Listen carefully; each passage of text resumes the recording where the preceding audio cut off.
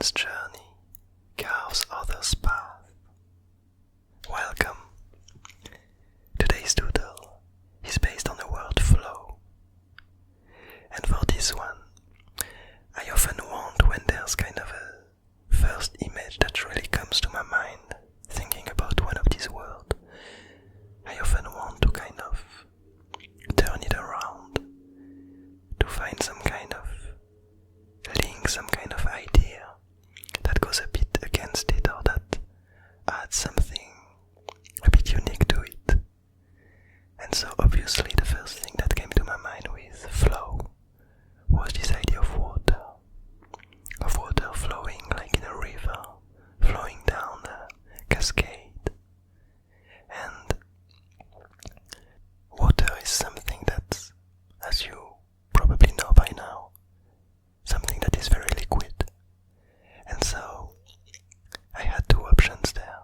I could go into a more of a gaseous substance, which is also quite flowy naturally, or I could go into something very solid and try to kind of make it flow.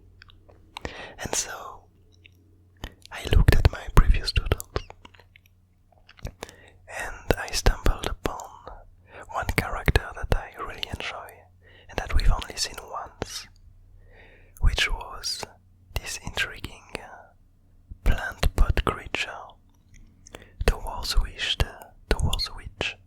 the tired pilgrim was heading.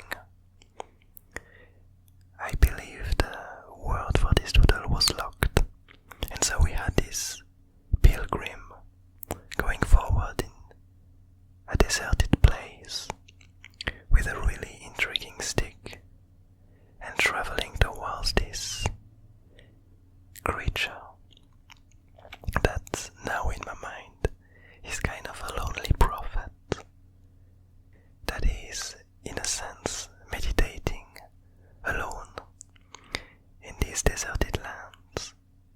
We don't know much about it, but something that's quite intriguing is how lively and, well, it looks a lot like a planty creature, and we see its flowers/fruits feeling really alive. And so it does seem like it manages to thrive in this environment. And so we had this character, this tired pilgrim, coming towards it. And the way I understood it is that the tired pilgrim was here to kind of bring something to this prophet, something to help it, something that the prophet asked for. And what we see now in this doodle is the prophet with the stick that the tired pilgrim brought to it. Unfortunately, we don't see the tired pilgrim no more, alluding to the fact that it either died there after this long and probably really draining journey, or that it's been sent into another place, into another quest for the lone prophet. And so with this idea of flow, I thought that it might have been quite interesting to have the lone prophet have some kind of really mysterious purpose. And as soon as it managed to get a hang on this purpley scepter, on this purpley stick, we see that it started to do some intriguing magic with it.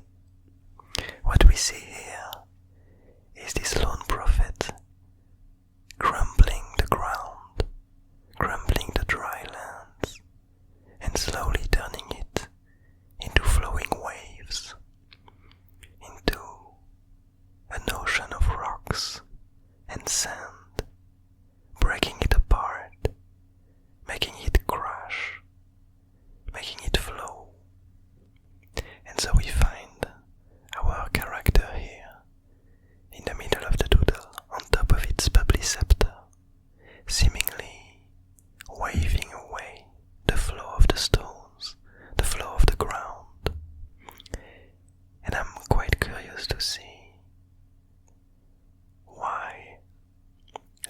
character is doing the things it's doing.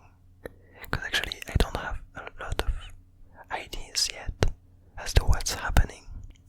Because let's try to understand it. So we have this character that's been here in this desert for seemingly a really long time. Visually, it doesn't necessarily belong there, in the sense that it's kind of a planty creature that probably needs water or some kind of sustenance. And we're in a very desertic place, kind of dried out by the really harsh sun. And so we have this character. So it did manage to bring this pilgrim to it, and it seemingly asked it to bring this scepter. So this scepter is an intriguing one. We see these pyramidal shapes. We see that it has a lot to do with the wind. We see a lot of kind of rootsy structures into it, some kind of stringy rootsy structure. And on top of it, we have this empty bubble, seemingly filled with colorless gas. And so, why would this character want this scepter? So we can imagine that the reason for it is that this character knows something about this scepter. Somehow this scepter this stick makes me think of, these kind of intriguing sticks that are supposed to show you the direction of water. But I think that I have an idea now of what's going on here. Because as we see with all these rocks, we see a lot of them getting crumbled together, turning into finer and finer particles. And I'm starting to wonder if this character, this lone prophet, isn't trying to create a new kind of liquid in this desert without having any access to water.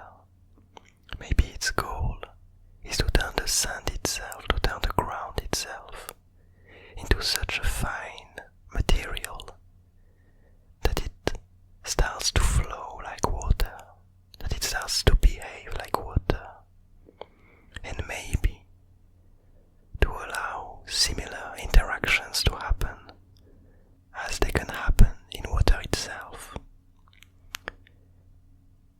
I'm not sure about that, but it sounds like quite an interesting idea, that this character is actually trying to create a new life here in the desert, to let emerge a new environment.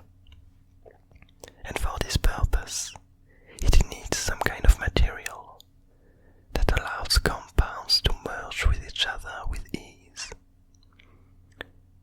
And this kind of compound, this kind of material that's needed, is something liquid, in which chemicals can easily interact with each other and start to form new kind of emerging life, new kind of structures, to kind of fasten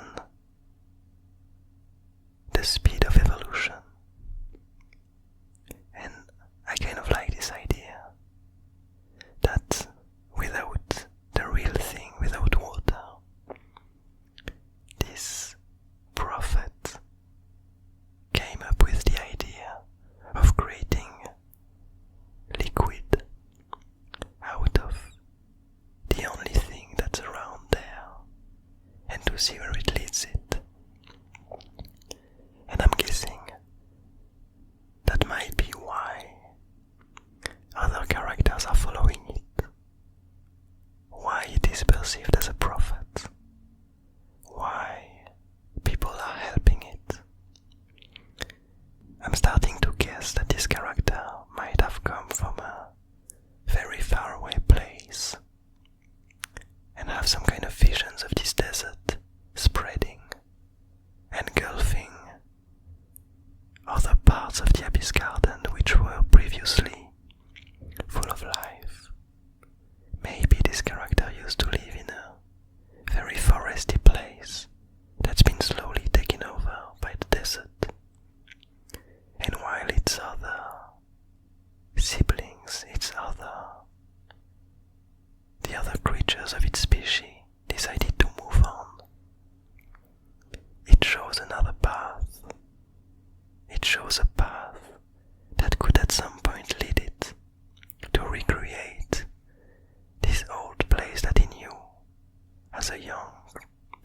as a young creature, trying to recreate the forest of its childhood.